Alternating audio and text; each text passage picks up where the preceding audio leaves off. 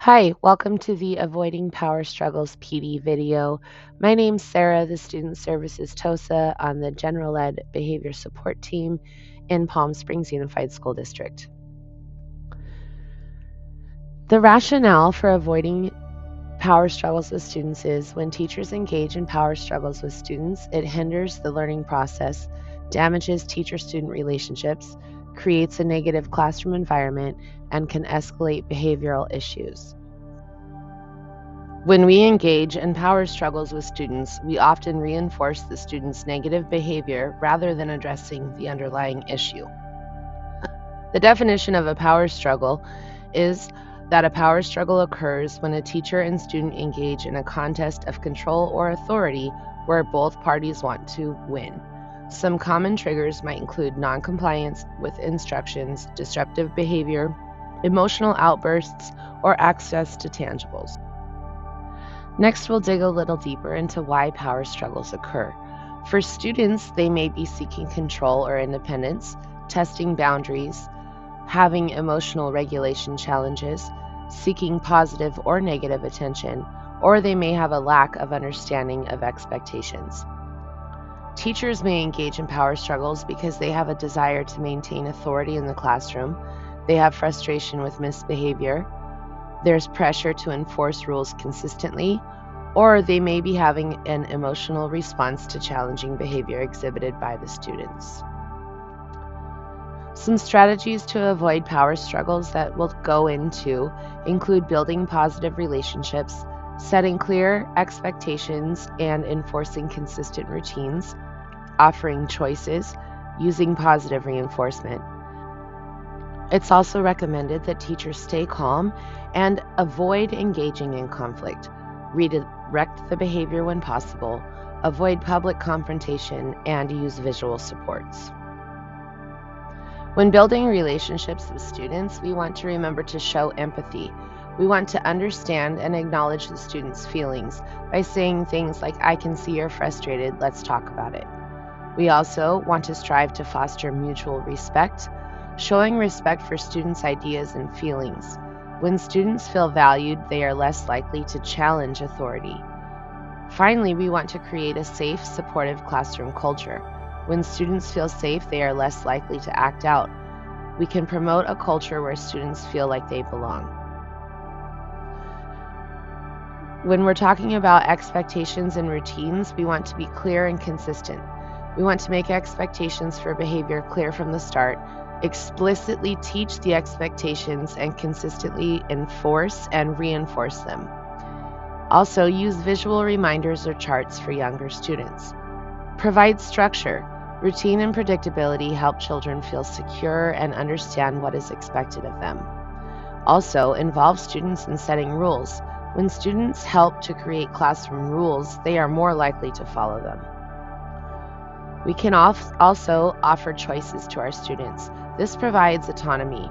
Instead of dictating every action, we can offer students limited choices. An example of this is, would you like to do your reading first or your math? This gives students a sense of control without the need to undermine authority. We can also give students choices in behavior. When a student is non-compliant, try to offer them the choice to follow directions or take a break. This minimizes the need for direct confrontation. You can also say something like, "Would you like to join the lesson now or continue coloring for 5 minutes, then join the lesson?" We want to use positive reinforcement with our students as often as possible.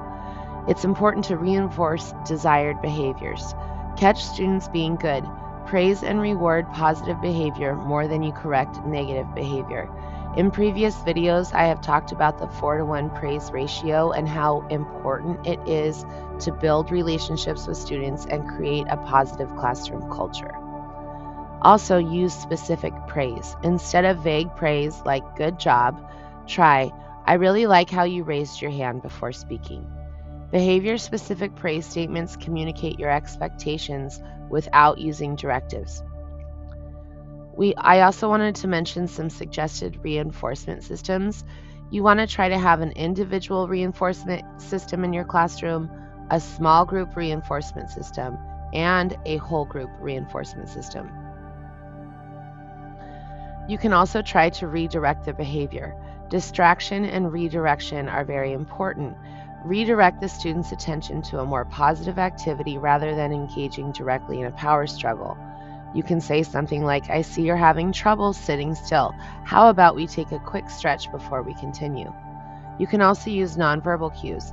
Sometimes a look or a hand gesture can effectively redirect behavior without escalating the situation. Try to avoid public confrontation with your students whenever possible. Have private conversations.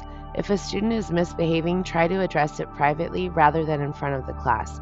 Public confrontations can escalate a situation very quickly. Students may feel embarrassed or begin to show off for their peers. Try to employ discipline with dignity. Address the behavior respectfully and calmly in a way that maintains the student's dignity. You can also use visual supports. Visual supports enhance communication by providing visual representation of information. It helps students understand routines, activities, and expectations.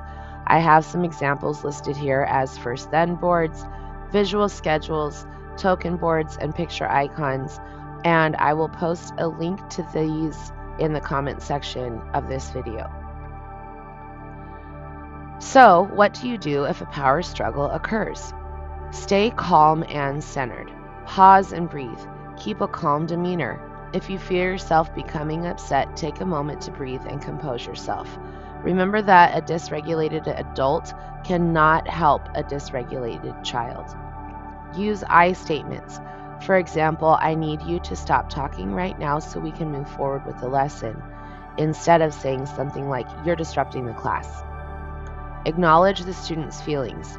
Empathize and validate. Sometimes students act out because they feel unheard. Acknowledge their feelings first. An example could be, "I understand you're upset, but I need you to listen so we can resolve this."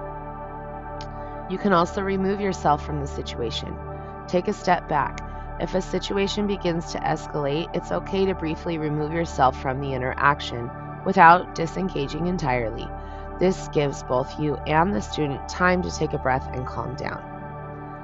In order to prevent future power struggles, encourage problem solving. Teach self-regulation to your students.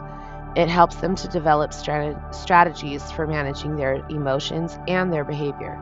You can also teach conflict resolution skills. Teach students how to resolve disagreements peacefully.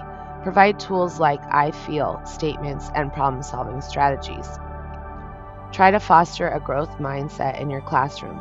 Encourage effort, not just results. Praise effort rather than outcome. This helps build resilience and reduces the pressure students feel when they struggle. You can also model mistakes as learning opportunities. When teachers model how to recover from mistakes, it helps students feel safe making and learning from their own mistakes. In conclusion, power struggles are common but avoidable. By fostering positive relationships, setting clear expectations, staying calm, and empowering students, teachers can maintain control and prevent conflicts in the classroom. Teachers who build trust and respect with their students, offer choices, and use effective communication will avoid unnecessary power struggles and create a learning environment conducive to growth and cooperation. Thank you for watching this video. Please reach out if you have any questions or comments.